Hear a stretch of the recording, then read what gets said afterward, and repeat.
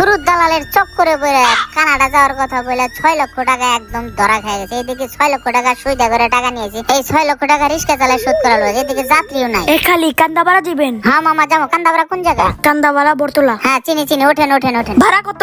দিয়েন মামা, 60 টাকা দিয়েন। আচ্ছা চলেন। ওঠেন ওঠেন, ইনার তুরতে ঘুরে যাবো। মামা বাজার খুব খারাপ, কি যে একটা অবস্থা, আন্দোলনের কারণে বাজার একবারে মান্দা। যাই হোক মামা আপনি রিস্কা তুলছেন, এই দাঁড়া বুকের উপর দিয়ে তুলে দিস না। যাই হোক গাড়িটা টান দিয়ে আস্তে ধীরে টান দে, গাড়িতে একটু তেল দেওয়া লাগবে তো।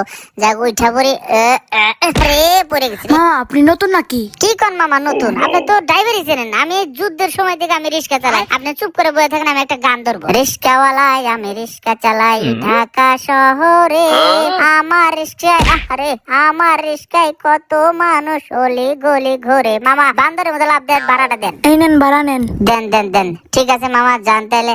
যাক রিস্কাটা নিয়ে কলা গাছে বাজারে যা বসে একটা বিড়ি খায় 10 মিনিট রেস্ট।